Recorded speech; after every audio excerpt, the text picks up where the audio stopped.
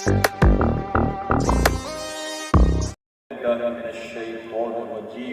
اللہ الرحمن الرحیم. محبت سے پڑھیں. الصلاۃ والسلام علیک یا رسول اللہ. الصلاۃ والسلام علیک یا رسول اللہ. وعلی آلک واصحابک یا حبیب اللہ. وعلی آلک واصحابک یا حبیب اللہ. الصلاۃ والسلام علیک یا نبی اللہ. الصلاۃ والسلام علیک یا نبی اللہ. وعلی آلک واصحابک یا نور اللہ. وعلی آلک واصحابک یا نور اللہ. محترم حضرات، آپ نے اس سے پیشتر عزیزم سید مقبول شاہ چشتی ازہری کا بیان سماعت کیا اور علماء کرام کی زبانی اچھے اچھے بیان اور نعت خوانیاں سنی.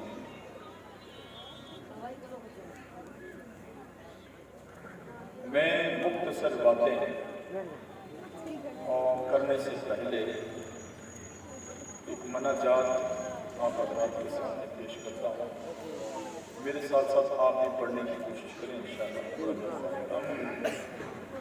درود پاک پڑھ لیجیے. اللہم صلی علی سیدنا مولانا محمد صلی اللہ علیہ وسلم. صلاۃ و سلام علیہ سیدی یا رسول اللہ صلی اللہ علیہ وسلم.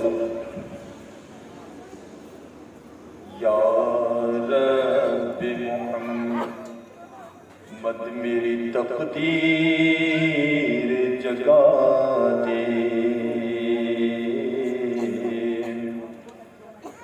یا رب محمد میری تقدیر جگا دے.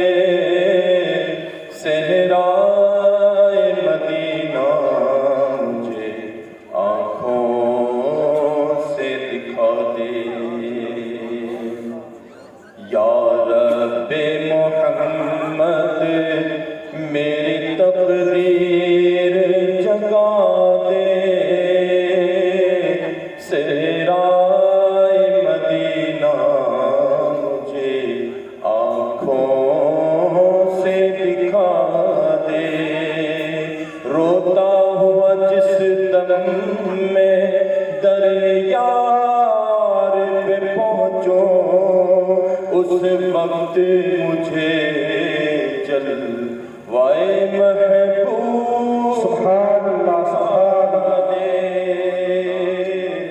روتا ہوا جس دم میں در یار پہ پہنچوں اس وقت مجھے جلوائے محبوب دکھا دے.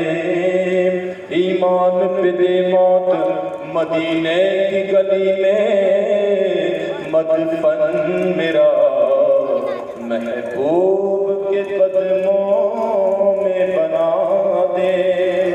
او بحر سیاہ نظر کرم سوئے گناہگار جنت میں پڑوسی ہمیں آقا کا بنا دے.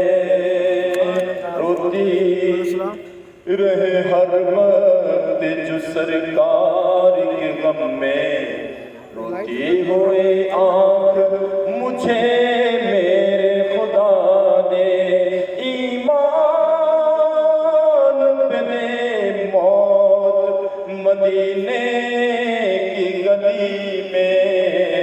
ایمان پہ دے موت مدینے کی گلی میں.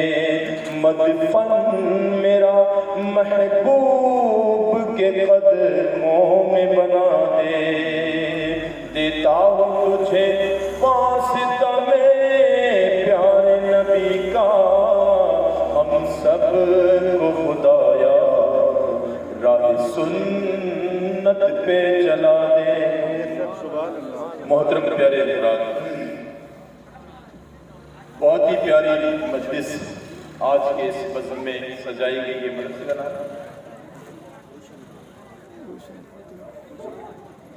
گلشن فاطمہ مدرسے کے اندر ماشاءاللہ یہ بہت ہی پیارا اور چھوٹا جن میں اسلامی بہنوں کا پروگرام ہوا اور رات میں مرد حضرات کے لیے یہ اہتمام کیا گیا۔ اللہ تعالیٰ جن حضرات نے یہ تن من دھن کے ساتھ یہ کوششیں کی، اللہ تعالیٰ بے حساب ان کو اس کا بدلہ عطا فرمائے۔ حضرات میں اور بھائی عبدالستار صاحب نے عمرہ کے موقع پر یہ دعوت ادھر سے پروگرام کروایا ہے۔ اللہ تعالیٰ ان کی یہ کاوش اپنی بارگاہ میں قبول فرمائے۔ آمین آمین۔ میں ایک نیکی کی دعوت آپ حضرات کے سامنے ہوں کیونکہ وقت بہت ہو گیا اور لوگوں کی آنکھوں میں نیند بھی جھلک رہی ہے۔ ابھی تھوڑی دیر پہلے ایک بات آئی میرے سامنے کہ بچیوں کے اور بچوں کے گھر مسلمانوں کے معاشرے کے اندر بہت زیادہ بگڑتے چلے جا رہے ہیں، حالات بدتر سے بدتر ہوتے چلے جا رہے ہیں۔ یعنی چھوٹی چھوٹی باتوں کو لے کر کے بھائی اپنی بہن کو، باپ اپنی بیٹی کو، اور ایک بڑا رول جو سب سے پرانی ایک ریتی چلتی آ رہی ہے وہ بٹا کرنا، ایک لڑکی دینا اور ایک لڑکا، اگر مقدر سے ایک جڑ گئی تو دوسری آٹومیٹکلی چل، یعنی ایک کے ساتھ دوسرے کو ڈبو دیتا ہے۔ تو بارہا یہ چیزیں دیکھنے میں ملتی ہیں۔ میں آخری اس پروگرام کی آخری کڑی میں یہ ایک نیکی کی دعوت آپ حضرات کے سامنے رکھتا ہوں۔ اگر بیٹی گھر میں رکھنے کی چیز ہوتی تو بادشاہوں کے گھروں کے اندر کوئی کمی نہیں ہوتی تھی کہ وہ اپنی بیٹی کی شادی کر کے دوسرے کے یہاں بھیجیں۔ وہ اگر کھانے پینے اور گھر کے معاملات کو حل کرنے کے لیے اگر ان کو ہوتا تو وہ اپنی بیٹیوں کو گھر میں رکھ کر کے سب کچھ کر لیتے، لیکن انہیں بھی جب بیٹی جوان ہوئی تو اس کو ایک دن ودا کرنا پڑا۔ لیکن ہم نے اپنے دلوں کے اندر بیٹیوں کی محبت اتنا کرنا شروع کر دیا ہے کہ اس کا گھر ہی تباہ کر دیتا ہے، اور یہ نہیں سوچتے کہ ہم ماں باپ بیٹھے ہیں جب تک تو بیٹی آرام سے رہنے کی بعد میں کن کن کی ٹھوکریں کھائے گی اگر اس کا خود کا گھر نہیں ہوگا۔ تو میں ایک نسخہ جو میرے تجربے کے حساب سے ہیں وہ بتانا چاہتا ہوں کہ بیٹیاں اگر اس نسخے کو اپنے عمل میں لے آئیں، یہ بھی ایک علم ہے۔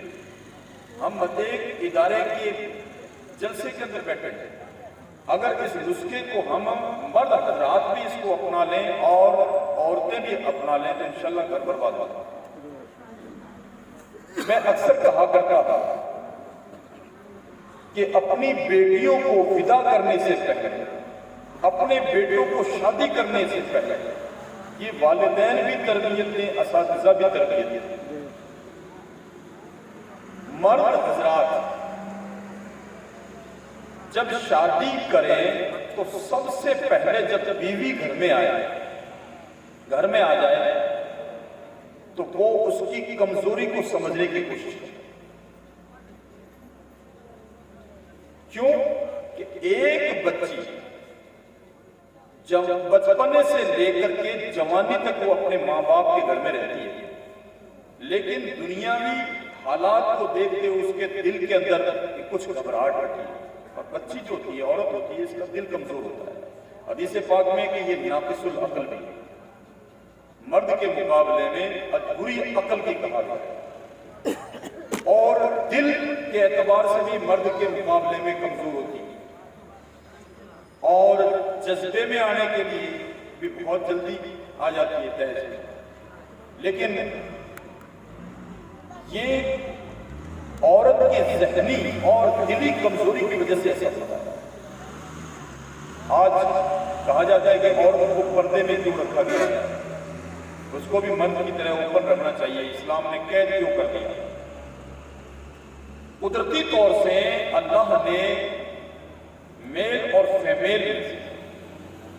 फीमेल को कमजोर बनाया और मेल यानी मर्द को ताकतवर बनाया, हाकिम बनाया। क्यों कि मर्द हजरात तो अकेले में गलियों से गुजर के कहीं भी जा सकते, तो रात की अंधेरी गलियों के अंदर से एक औरत के निकलने के लिए आसान काम है। शादी से पहले जब दुल्हन आती है, विदा होकर के सीख लेकर के दूल्हा जब लेके आता है, तो उसके दिल के अंदर कुछ घबराहटें होती कि मैं अपने माँ बाप के साथ रहती थी तो उनके मिजाज से मैं बचपने से वाकिफ थी। मेरी माँ का मिजाज ऐसा है, मेरे बाप का मिजाज ऐसा है, मेरे भाई का मिजाज ऐसा है, मेरी बहन का मिजाज ऐसा है। अब मेरे साथ क्या होगा? अब न जाने मेरे ससुर का मिजाज कैसा होगा, मेरी सास का मिजाज कैसा होगा, मेरे शोहर का मिजाज कैसा होगा, दिरानी का कैसे होगा, जेठानी का कैसे होगा। ये मामलात उसके दिल के अंदर यूं समझे कि एक गर्दिश करते होते हैं, घूमते होते हैं। बुजुर्ग कहते हैं कि अगर उसका तरीका ये निकाल लिया जाए कि आजकल बेहुदा रस्में दरवाजों के ऊपर खड़े हो जाते हैं, दुल्हन घर में आती है तो बेहयाइयाँ होती हैं, ये करो वो करो, ये पाठ वो एक कौला तेल मल लगा देते हैं, उसमें उसको उठाना होता है। इन चीज़ों के बजाय इस्लाम का तरीका हम अपने दिल के गुलदस्ते में रख लेना, तो वो जो दिल के अंदर घबराहटें लेकर के आ रही है दरवाजे पर आते ही दूल्हे की माँ अपनी आने वाली बहू के पैर धुल करके उसका धूमन भर के दीवारों पर छिड़क ले, तो रिवायतों में आता है कि उसके घर में बरकत हो जाएगी। कैसे बरकत हो जाएगी? कि जो वो घबराहट लेके आ रही है, अब उसको छोटी सी बात भी अगर सास बोलेगी ना तो वो समझ जाएगी कि तो मिजाज की अलग अलग। अब जब रवैया दरवाजे पर सास का ये देखेगी कि मेरी दुल्हन घर में आई है, मेरी बेटी आई है और मैं इसके पैरों के धोवन को बरकत समझती हूँ अपने घर में छिड़कना, तो जब ये रवैया देख करके जो बातें उसके दिमाग में घूम रही थी वो फौरन ठंडी हो जाएगी। एक तो पानी से पैर धुलेंगे तो ठंडक वैसे पहुंच जाएगी। तलियों का ताल्लुक जो है दिमाग तक होता है। और दूसरी ये चीज होगी कि देखो मेरी सास तो मेरी माँ से भी कितनी ज्यादा मोहब्बत करती है। मेरी माँ ने तो कभी पानी नहीं छिड़का, लेकिन मेरी ये दूसरी माँ जो है ये मेरे पैरों के धोवन को धो करके घर में छिड़कना बरकत समझती है, उस माँ से भी ज्यादा बेहतर माँ मुझे मिलेगी। उसके दिल में जो चीजें गर्दिश कर रही थी वो फौरन कब्र में आई और वो अपने घर में आराम से बसेरा करने लगे। लेकिन इसके बाद में भी थोड़ी थोड़ी चीजों को लेकर के बहुत सी बातें उठ जाती हैं। लेकिन उससे पहले शौहर अपनी बीवी की कमजोरी को जाने। कमजोरी क्या होती है? कि मेरी औरत जो है किन चीजों से ज्यादा खुश रहती है, वो शरीयत के दायरे में हो। अगर शरीयत के दायरे में ना हो तो उसको उस दायरे में लाने की कोशिश करे, समझाइश। और औरत अपने शौहर की कमजोरी को समझती है। ये एक ऐसा नुस्खा है। लोग कहते हैं तावीज़ दो पीर साहब, आपस में मोहब्बत नहीं है, बीवी रहती नहीं है, मैके चली जाती है, कई महीने नहीं आते। और बीवियां कहती हैं कि हमारे शौहर घर से फरारी रहते हैं, वो तो कहीं और अपना काम चला लेते हैं, लेकिन हम घर में ऐसे बैठे हैं, क्या करें। तो इस तरह के मामला बहुत सारे आते हैं। लेकिन ये एक नुस्खा अगर पकड़ लें, औरत अपने मर्द की कमजोरी को पकड़े और औरत अपने मर्द की कमजोरी को पकड़े। इस कमजोरी किसको कहते हैं? उसकी किस बात में ज्यादा खुशी है। कोई आदमी खाने का ज्यादा शौकीन है, अच्छा खाना पकना चाहिए, और किसी आदमी को कपड़े लत्ते की ज्यादा रहती है कि मेरे कपड़े बिल्कुल फ्रेश होने चाहिए, सूट बूट फ्रेश, पॉलिश वगैरह सब होनी चाहिए तैयार। तो वो चीजें जो ज्यादा पसंद करता है औरत उसको पहले से तैयार करके। और جب شوہر گھر میں آتا ہے تو منہ کو چٹانے کی بجائے خوش ہو کر کے مسکراہٹ کے ساتھ پانی کے گلاس کے ساتھ استقبال کرتے ہیں۔ یہ چیزیں اگر ہمارے گھروں میں اپنا لی جائیں تو انشاءاللہ ہمارے آپس کے جو جھگڑے ہیں نا بالکل کنٹرول میں جائیں۔ لیکن چھوٹی چھوٹی باتوں کو ایک آگ کا روپ دے دینا یہ بہت ہی بڑا نقصان یہ آنے والی آج ہمارے قوم کے اندر دیکھیں، آج سے پہلے کے جو 50-60 سال کی عمر کے لوگ ہیں اور ابھی 40-42 سال کی عمر کے لوگ ہیں، ان میں پچھلے گھر اتنے برباد نہیں ہوتے تھے جو آج کی جنریشن سے ہوئے۔ بچوں کی تعداد نہ ماتک، سمجھ میں نہیں آ رہا ہے کیوں کہ اکثر گھر برباد ہو گئے، وقت پہ وہ گھر چلے نہیں اور انہوں نے اپنی زندگیاں جو ہے ساری داؤں پہ لگا دی۔ وقت نکلنے کے بعد میں وہ شروع ہوئے۔